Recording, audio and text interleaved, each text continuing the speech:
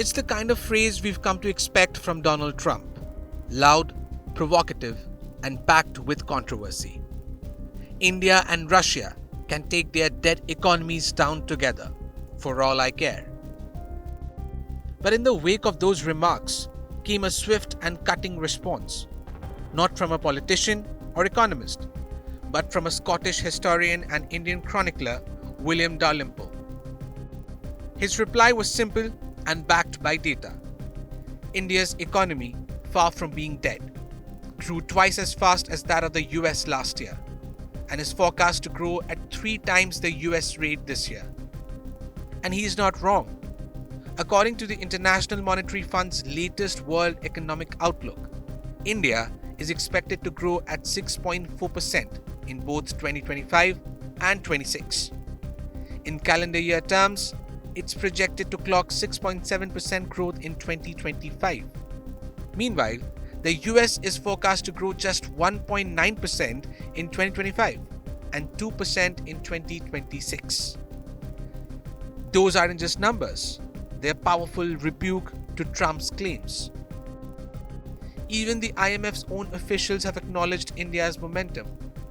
Dennis Eigen, head of the fund's research division, said at a recent briefing, "We have actually quite stable growth in India." The fund even upgraded India's forecast from its April projections. Globally, the economic picture is far more mixed. The world is expected to grow at just 3% in 2025. And most advanced economies, including the US, will hover below 2%.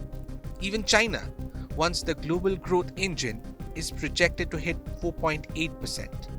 That leaves India, a so-called dead economy, leading the pack.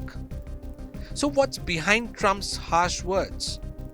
Some say it's frustration over India's deepening trade ties with Russia, especially in energy. Before the Ukraine war, India imported less than 1% of its oil from Russia. Today, that figure is close to 40%. Others point to Trump's criticism of BRICS, the economic bloc of emerging nations, where India is a key member. But critics say his comments reflect a larger misreading of India's role in the global economy, and a failure to grasp that India is not just a trading partner, but a rising economic power. Well, we're negotiating right now, and it's also BRICS. They have BRICS, which is basically a group of countries that are anti the United States, and India is a member of that, if you can believe it. And it's an attack on the dollar, and we're not going to let anybody attack the dollar. So it's partially BRICS, and it's partially the trade situation. It's the deficit. We had a tremendous deficit. So, as you know, Prime Minister Modi is a friend of mine, but they don't do very much business in terms of business with us. They sell a lot to us, but we don't buy from them. You know why? Because the tariff is so high. They have one of the highest tariffs in the world. Now they're willing to cut it very substantially, but we'll see what happens. We're talking to India now. We'll see what happens. It doesn't matter too much whether we have a deal or whether we charge them a certain tariff. But you'll know at the end of this week. August 1st is a very big day for this country because money is going to pour into the United States like we've never seen before. Yes, ma'am.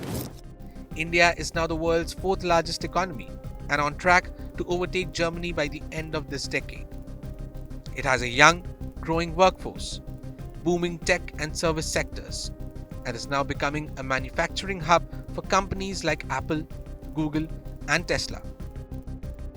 And unlike China, India's growth is powered mostly by domestic demand, not exports.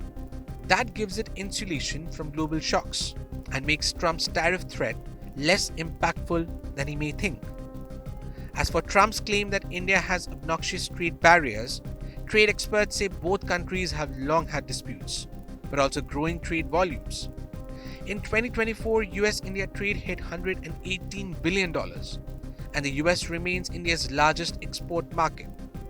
So Mr. Trump should know that facts still matter, that while political rhetoric may grab headlines, economic reality tells its own story. And right now, the story of India is not one of decline, but of resilience, growth, and global rebalancing. Whether Washington likes it or not, India's rise is no longer a projection. it's already happening. Bureau Report, India Today Global.